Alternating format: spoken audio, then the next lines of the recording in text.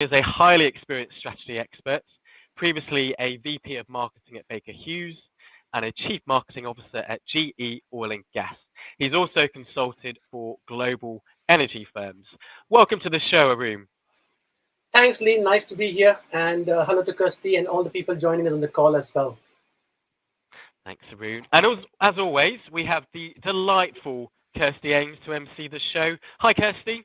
Hi, Lee. How you doing? You know you're feeling a bit under the weather today, so I've got my tissue. I've got my drugs. But we'll get through it. It's an exciting show to talk through, isn't it? Yeah, exactly. So just to let everybody know how this is going to go, I'm the MC. So if you want to ask any questions to Arun, by all means, put them in the comments and I'll bring them up. We are, however, limited on time. So Arun's very kindly said that if you ask a question during the timing of the show, he will go ahead and answer that on LinkedIn, even if we don't get to it during the show. So please come and talk to me in the comments and ask any questions as you want. Okay, Lee, let's start with our first question. Thank you, Kirsty. So, Arun, in a recent poll I did, 77% of people polled didn't believe in their company's business strategy or their company's ability to execute the strategy. Why is it so difficult? So I guess the kind of things you're talking about resonates with me because you do see that. I think one of the main reasons for that is this disconnect between the people who design the strategy and the people who are expected to implement it, especially those on the front line. And this disconnect tends to arise when the top and middle management don't or will not see the point of view of people in the front lines, people executing, whether it's somebody like the salesperson or somebody working in the oil field or somebody working in the power plant. And the reason for that is sometimes twofold, right? One is you might have a situation where people have made it to the top of the middle, but they haven't actually gone through the lower ranks to understand what's out there, and they haven't made the attempt to learn it. But what happens more often is there are people who have actually made it up to the ranks, but for whatever reason they say, look, I made it here, I understand it, why can't you get there? So this bit of communication is also rather ironic because most organizations will actually do a lot of communications and your average employee will receive a barrage of communications, newsletters, and all kinds of social media stuff, etc. The irony over there is there's lots of communication, but very little effective communication because it's somebody ticking a box saying, I want to send out a newsletter, but not quite going and understanding it. Does that newsletter really convey why we want to cut headcount? And why is it all right to do so when there are people whose jobs will literally be cut? Have we really put ourselves in the shoes of the people out there? I mean, or why we want to go and say, people, you've got to now do an extra skills-based training. Like, what's in it for me? And I think those are the things out there. So employees hear what the strategy is, but don't quite understand it, or they feel that they are disenfranchised because nobody's explained to them why it's important for them to do it. Brilliant. Thanks, Arun. So there's a lack of communication and an understanding of the strategy from a people perspective. Yes. And there's a real disconnect between top and middle management and those executing on the front line. And I've got a follow-up question on that. What's your view on corporate restructures? Because, again, lower down in an organization, people might think that the top, they don't know what they're doing. Is it a necessary evil to cope with change, do you think?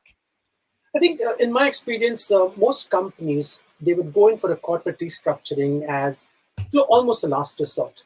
And the way you see that is that in order to protect some jobs, you have to let some others go because the alternative is maybe the entire company falls down. So in most cases, I would say the intentions are good. Those are tough decisions. And I guess I have seen examples where people have explained that very well and the employees have understood that and they've appreciated it. It's a tough decision. It's going to be a bit painful, but we get why you're doing it. But more often than not, it's not explained very well. And that kind of creates this kind of tribal behavior alienation where it becomes an us versus them. It doesn't need to be like that. Got it. So it should be a last resort. But actually, I mean, you see some companies restructuring every year, don't you? Yes.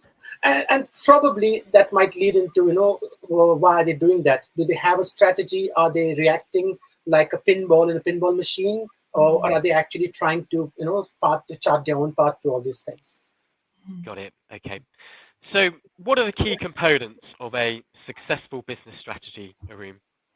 So I will caveat this by saying that along with artificial intelligence, strategy is probably one of the most abused or misused terms everywhere, right? So anyway, so getting into strategy, I'll start with more generic terms of strategy, which is applicable to pretty much any industry.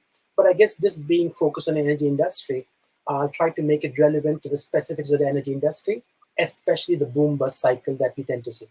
Yeah. So for me, when I'm talking about strategy, whether it's implementing it, designing it, it boils down to 4 questions. Okay, and those questions are what, when, how, and why.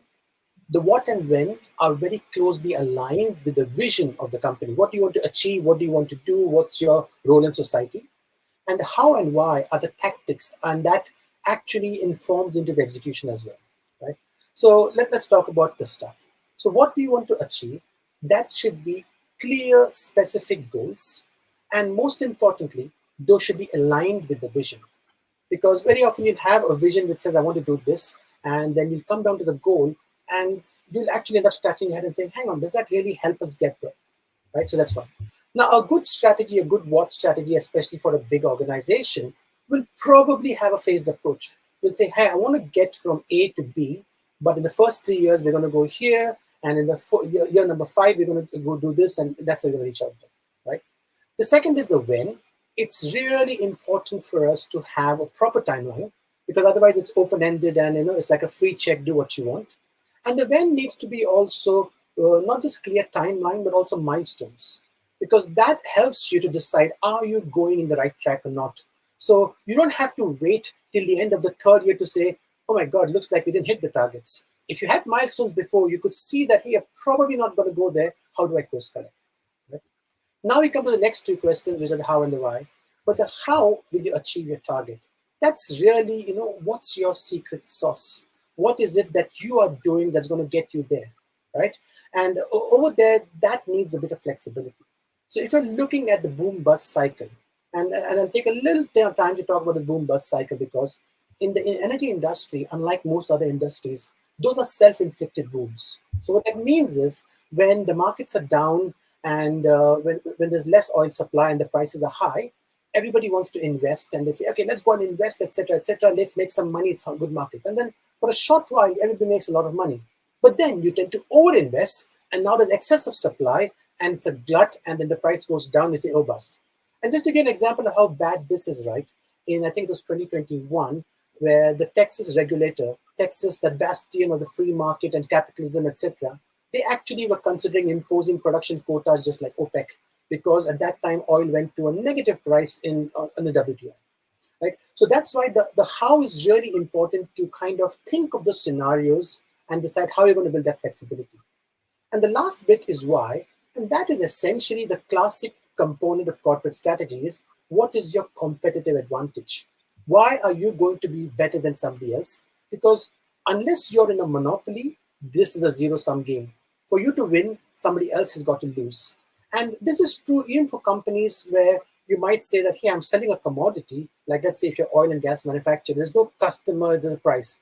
But where that why becomes important is, well, if your cost of production is lower, then that makes you more resilient to market changes. Yeah. Thanks, Arun. So essentially there's 4 building blocks: what you want to achieve and when, which should be aligned with your vision; the how, which is the secret sauce, and why do you think you'll be better than others? And it's advisable to do that in a phased approach, with energy in mind, Arun, because energy is volatile, as you say. Do you think forming strategic partnerships should be part of your strategy to spread risk and optimize resource? I guess it depends where you are. So in many cases, forming partnerships is almost de rigueur. So if you're looking at upstream oil and gas, in almost every field, oil field, it's not just one company owning it, it's got a consortium of people owning it. But then as you get further down in other industries, let's say if you look at utilities, etc., you can have partnerships with your supply chain, but not with your, let's say, competitors because of anti-competition laws, etc. Whereas in upstream oil and gas, you will have various oil companies coming together to work on one particular oil field. So I guess the partnerships make sense as long as it's aligned with your strategy. in many cases, for example, one very good strategy for oil companies is that I don't want to be the operator of a field. I will go and be the non-operator and just invest and piggyback with somebody who's a very good operator. And that particular operator will have the expertise to deliver big projects, whereas I don't have that. So in this case, I'll be the silent partner. So it depends. I think the answer is yes, but it does depend a lot upon the individual company and the kind of sector or subsector within energy as well. Interesting. Thank you. Kirsty, do we have any questions from people in the chat? At the moment, no. So please, guys, come over and talk to me. I love having questions. I get lonely otherwise. But at the moment, we're doing well. But I know this next section where we get into the kind of tips is going to be a really good one. So I'm sure there will be some there. Thank you. So let's move on to the main topic of this show, which is your 3 top tips for implementing a business strategy. Yeah.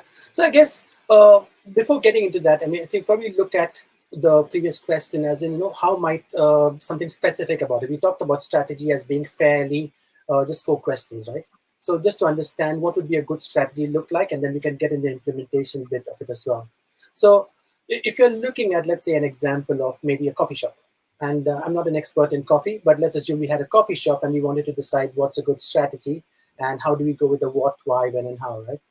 And so I think over there, if you look at the what, it'll be very clear to set up a target. So for example, let's say between the 2 of us, we had one coffee shop. A good example of the what would be to say, hey, we want to double our revenue in 3 years, and then we want to quadruple it in under 3 years after that. And that would be a start, but that by itself is not a good example. And then you need to add, to make it a very good strategy, say, but I also want to have a certain amount of margin. So my net profit would be a minimum of 10%. Otherwise, what happens is you can build the revenue, but if you give everything up for free, for example, that's one. Then if you look at the when part of it, you would need to say, okay, I already set the timeline of 3 years and 5 years, right? But then you put up a bit of milestone. You say, at the end of year 1, I would need to have a second location. At the end of year 2, I would need to have 4 locations, and so on and so forth, and maybe some partnerships, right? And then if you look at the how are you going to do it, now that's where you have to think of something. And you might say, in this case, that the way we're going to be successful is because we are going to be targeting not, let's say, central London where the rents are very high, but all the commuter towns that feed into London. So we're going to have coffee shops around those places. So because we pay less rent, we can have a kind of more competitive offering. And then you might say we might have certain services which help people who are commuting, that kind of stuff. That's the how part of it. And then why are you going to be more successful out there? That's really the competitive advantage. Now, so over there, when you're talking about the competitive advantage, you might come up with various different things. You might say, well, I'm going to have an app which says that, you can order your coffee when you're 2 minutes away and we'll have it ready for you so you can just take it and jump on your train. Or you might say that I might keep my prices for coffee low, but then I'll make a lot more money from the impulse purchases where somebody buys a small bit of cake for £1, but the margin on that is 80%. So we'll have something like that. So those are the kind of examples out there, right? Mm-hmm. Now, you talked about the top tips. So there are obviously a whole bunch of things you can do in strategy. I'll talk about the 3 which I think are both important and probably not mentioned as much. So the first thing is, I would say the board needs to get on board. And by that, what I'm talking about is very often the board will be almost like an innocent bystander. The CEO and the management committee will present a strategy and they say that's fine. But I guess where the board needs to step in is to make sure that the incentives of the CEO and the top executives are well aligned. And you will have seen lots of examples where that's not always the case. So very often a common incentive for a growth strategy is the share price. Say, hey, our share price is X, we're going to double it in 5 years, and we'll come up with some nice zany slogan about it, right? Double in 5 and something like that. But then lots of examples have shown why that is not a good example, not a good metric, simply because it is possible to increase the share price in 5 years by really making lots of cuts and then keeping the organization so weak that when the next upturn comes up, you are actually losing value, destroying value. And there are a whole bunch of examples out here. Like examples I can give you is that I was once doing an audit of some projects, and what I found is the asset managers, very senior people, top top executives in the team were coming across with project plans saying we need approval from the board for investing over 120 to 140 million pounds to develop this field. And you look at the plan, it's hitting the target of increasing production. But then when I start to drill through it, we find that, well, actually your return is below our cost of capital. That doesn't make sense. But it makes sense to that person because their target was all about production. So I think that's the bit about the incentives, which the board really needs to get on board and make sure that the incentives that the CEO and the executive committee have, that those incentives are really aligned with what they want to do. I think that's right. Getting the board on board, Yes. alignment on incentives, and make sure you've got the right metrics in place for the Yes. long-term value. How about tip 2, Haroon? Yes. I guess the second tip is something we talked about a short while ago, and that is the effective communication. Because for me, effective communication is a strategic asset. I mean, and this is not just for large organizations. I mean, Lee, you run a much smaller organization. You're not like a big multinational. But I guess you also would know that if you did not communicate, even with a small team, that there are issues where people might not quite behave in the manner that you thought they would. And in a larger organization, that thing is compounded massively. I mean, think about it, right? A matrix organization where people are reporting to 2 and 3 people based across geographies, across disciplines. You have engineering, people like engineers who think a certain way, people in marketing who think a different way, people in HR who have a different way of thinking. And you need all that diversity, great, but you don't really connect all those dots together to explain what we need to do. And I think that's the bit about the communication that's important. It's not just enough to have a good strategy, but it's really important to make sure that you are able to explain that strategy all the way down to every person in the organization, because every person in that organization is going to play a role in the strategy. I'll give you a simple example, right? You might assume that, let's say somebody, a blue collar person, doesn't really have an impact on the strategy, but they do, because when they are doing any kind of maintenance or something, if they think that, I don't really care if I use, little grease or a lot of grease, it's whatever.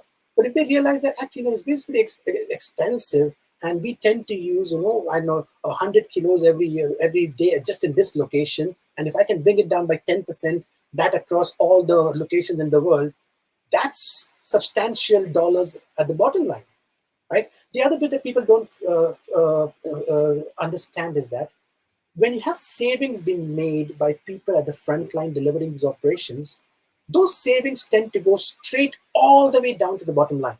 That's a big impact, actually, because that doesn't get diluted by a whole bunch of other things. So communication, effective communication, is not a barrage of communication. Typically, when people roll out strategies of transformation, there will be a communication plan. There will be weekly newsletters. Then there will be Teams calls where people will talk about it. Then there will be all kinds of things. But the preference should be to see, are people understanding it? Are we explaining it well enough? Do people know what they have to do and what they have to stop doing? I think those are the kind of things for the communication. Yes. Brilliant. So make sure you connect the dots between your different functions to get that alignment. And that needs to be from the top to the bottom. And actually, does everyone understand it and what their part is in that strategy? Yes, absolutely. Okay. And then three.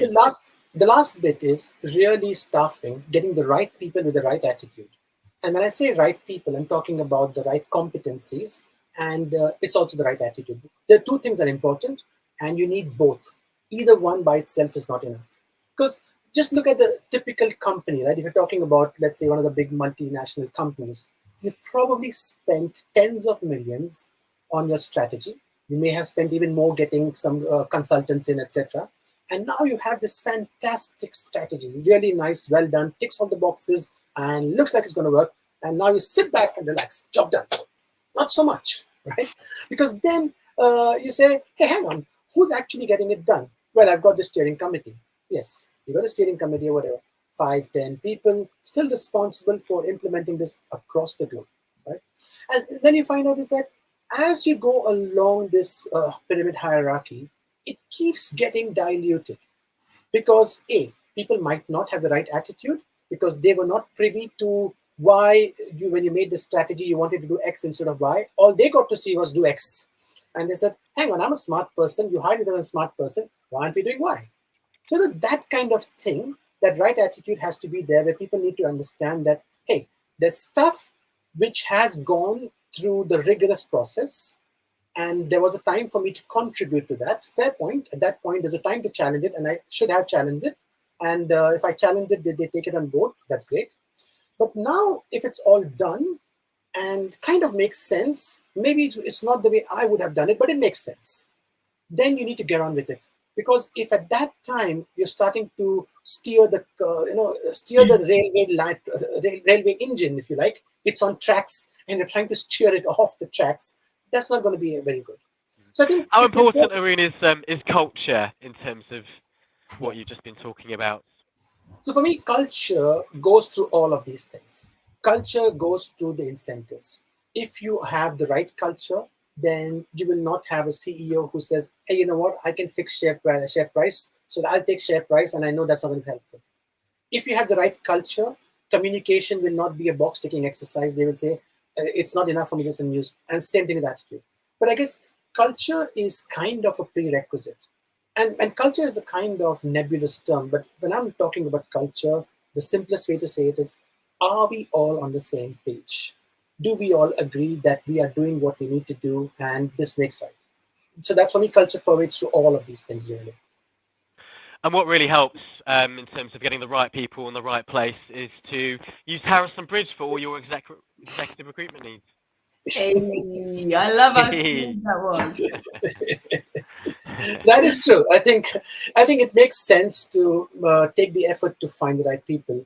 And I guess very often, and just for everybody on the call, Lee did not put me up to this. I think in my experience, when I've been hiring people, it's always tempting to get somebody who'll come today and fix it rather than wait for a more suitable candidate.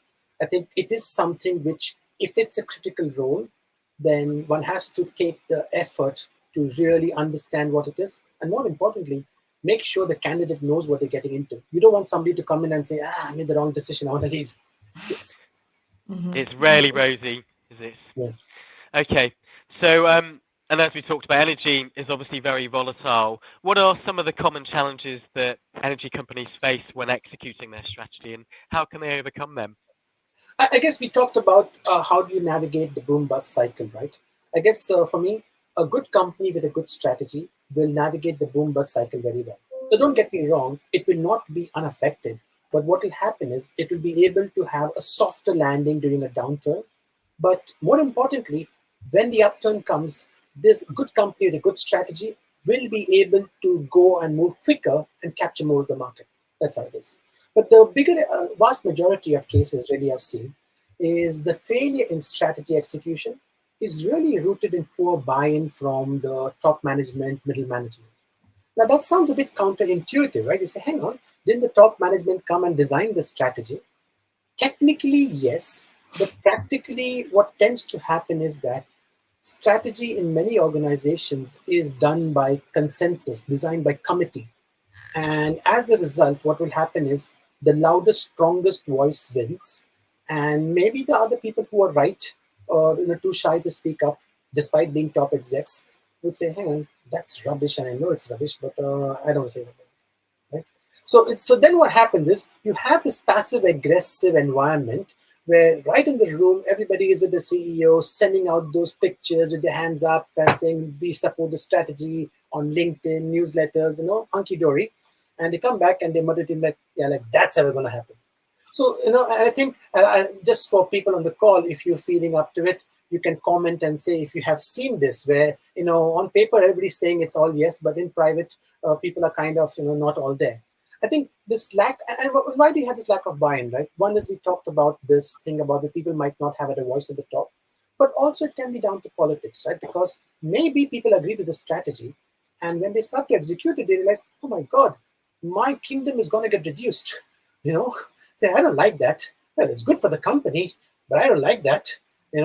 So that kind of stuff is once again a symptom of culture, and a good organization will recognize that and say, hey, maybe your kingdom is reduced, but that's why you're important, because you're going to be doing this. I think it's important for this execution, for it to work, for the top management and then the layers below that to really be honest and to understand that people are being honest. Very often, people are happy to just get that consensus in public, even when they know that in private people don't believe, because who's got the time for that? Yeah. Mm-hmm. Thank you. Okay. Sorry. No, sorry, Lee. I'm just saying we're coming to the end of our time now, but you say what you want to say, Lee, and then I'll sort of begin closing the show. I think I was going to say is that what I see is that a lot of the problems that can be solved, people, if you speak to your people at a lower down, they can actually solve those problems, but the board and the exec don't engage with the people lower down the organization. Absolutely, yes. I think that's true, because you need to avoid the disconnect. I agree, yes. Fantastic. Okay, so in a second, we're going to come to Arun, and he's going to give us our top tip about how we can get a successful business strategy. But before then, Lee, who have we got on the show next year, which is going to be in January? Well, he's got a tough ask, to be fair, hasn't he, to follow Arun. But we have Jeff Whittingham, who's going to talk about how he can become a CEO in energy. So I actually recruited Jeff for one of his positions as a CEO, and how he's managed his career is very, very impressive. He's second to none when it comes to preparing for interviews, and that's why he's got 3 CEO roles in his career now. So it'd be great to get his insights, and that's on the 23rd of January. It is indeed. That's going to be very exciting. So, I mean, we've had a lot of stuff today, Arun. You've given us so much now. So I'm going to try and summarize this up, but I don't know if I'm going to do it very well. So essentially, one of the main reasons that executing strategy is so hard comes down to communication. I think that was a common theme throughout everything that you said. You know, people may be told what the strategy is, but do they really understand it? Do they really understand how to implement it? Do they really have that connection with the management team, or is it sort of like not really there? And one of the key components, the 4 key components of a successful strategy boil down to 4 real questions. What you want to achieve, and that's mainly focused on making sure that you're clear and aligned with the vision. When do you want to achieve it by, and have realistic timescales, because everybody wants something happening yesterday, but that's not really probably that realistic. How are you going to do it? And there is a level of flexibility in this, but that's really one of the main things that you need to communicate, the steps and the ideas about what you're going to do. And then finally, why are you better than the competition? Why would people pick you over everybody else? And that's something that I think is one of those things that sometimes we find a bit struggling, but you know, it's one of those things you have to focus on, especially with that boom bust cycle that you mentioned a couple of times. And then in order to help us with this strategy, you gave 3 top tips. First, get the board on board, as it were. Make sure that the incentives are there. Make sure that they're aligned with everything, and they communicate that, which is the second step to help it. They communicate that with everybody, and so the communication goes from top down, but also from bottom up, as Lee mentioned there. You know, having the knowledge of everybody within the company can be really helpful with that, and make sure that it's not just kind of theoretical things. You need to communicate tactical things and how things are going to come across with intentional communications. It's not just a loud broadcast. You have to really consider what you're saying and why you're saying it and how you're saying it as well.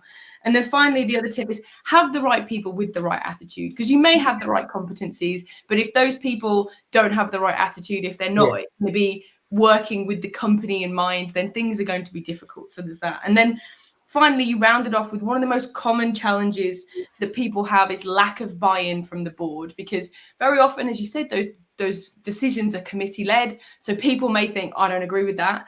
And so, but they're not going to say anything because that might reflect badly in them. So what they do is they just sit back and they'll in public, they'll say, yes, great. But in private, they'll say it's never going to work, and sit back and kind of be happy that it didn't, because they didn't agree with it anyway. So part of getting over that kind of passive aggressive energy, I suppose, is to really focus on that communication piece, because when you're communicating not only why things are happening, but the changes, and people may think that it reflects badly on them, and you say, no, you may have a smaller piece of the pie, but it's in a bigger pie, so you end up with more. So you have to make sure that those communications are really there throughout this, and make sure that the culture of the business is not only communicated, but also encouraged and nurtured to be something that helps being a positive strength. How did I do, Arun? How was that as a summary? I couldn't have done it better. I can see why you have on this call. Mostly my job, scoringly putting down notes. Okay, now Arun, what we do here is we have what we call a top tip. So anybody who's watching this thinking, you know, business strategy is something that we've been struggling with. What's the first thing that you recommend that they do in order to get a successful business strategy? I guess you should go back to your vision and strategy and look at it and say, hey, now that I know what I know, does it still stand? And does my strategy, if you want to go with my framework of 4 questions, does it answer these 4 questions well? And when you come to execution, the last 2 questions, the how and the why, are really critical. So while people want to design their strategy, they absolutely need to take into account how they will execute it. Not design every last bit of it, but at least understand how it's going to work. I think that's what I would say. And then the measure of success in the energy industry would be a good company with a good strategy will navigate the boom bust cycle very well. During the bust, it will have a softer landing. And during the boom, you will see it off the blocks and capturing more of the market share. Fantastic. Thank you so much for that, Arun. Right, Lee, it is our last show of the year. So do you want to thank everybody, including Arun, and take us out? I will, but before I do that, Arun, you've been working as an independent consultant for the last 12 months, but I understand that you'd like to get back into the corporate world. So if anyone would like to get in touch about working with you, how would they go about that? Again, LinkedIn is the best way. I'm on there. And yeah, happy to get in touch with folks here. Perfect. Well, Arun, thank you for your expert tips. Thank you, Kirsty, for being the best MC in the world, as always. And thank you to our audience for watching. Have a lovely Christmas, and we'll see you in the new year. Bye. Bye.